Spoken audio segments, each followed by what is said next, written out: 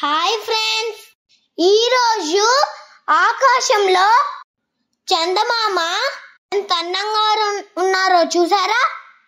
కానీ మీకు తెలుసా, ఒకసారి చందమామ దగ్గర నుంచి ఒక చిన్న కిరణం జారి కింద పడిపోయింది.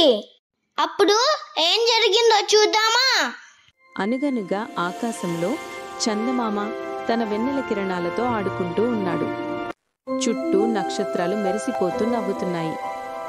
ఒక చిట్టి కిరణం చాలా చురుకుగా ఆడుతూ అయ్యయ్యో ఒక్కసారిగా జారి కిందకు పడిపోవడం మొదలైంది.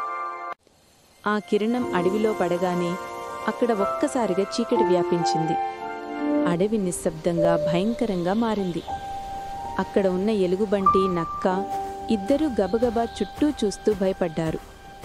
వెలుతురు ఎక్కడికి పోయింది అని ఒకరికొకరు చూసుకున్నారు. అప్పుడు మన తెలివైన గుడ్లగూబ ముందుకొచ్చింది. తన చిన్న భూదద్దం తీసి నేలను జాగ్రత్తగా పరిశీలించింది.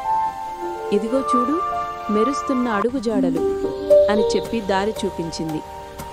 అందరూ జాగ్రత్తగా ఆ అడుగులను అనుసరించసాగారు. అలా నడుస్తుండగా ఒక చిన్న కుందేలు ఒంటరిగా నిలబడి ఏడుస్తూ కనిపించింది. ఆ కుందేలుపై ఒక్క వెన్నెల కిరణం మాత్రమే కాంతినిస్తోంది. అది దారి తప్పి భయపడిపోయిందని అర్థమైంది. గుడ్లగూబ, ఎలుగుబంటి, నక్క ముగ్గురు దగ్గరకు వెళ్ళి దాని ఆదురదా చెప్పారు. అంతలో కుందేలమ్మ పరిగెత్తుకుంటూ వచ్చింది. పాప అని ఆనందం చేస్తుంది. కుందేలు ఆనందంగా అమ్మను హత్తుకుని నవ్వింది. అందరూ కలిసి హాయిగా చూస్తుండగా వెన్నెల కిరణం మెల్లగా పైకి ఎగిరి చందమామ వైపు వెళ్లి సునాయాసంగా ఆకాశంలోకి ఎగసి మళ్లీ మనసులో సహాయం అంటే చీకటి కూడా వెలుగై మారుతుంది. ఇతరులకి సాయం చేస్తే మనసే వెన్నెల. కథ నచ్చిందా ఫ్రెండ్స్? సబ్స్క్రైబ్ చేసుకోండి ప్లీజ్.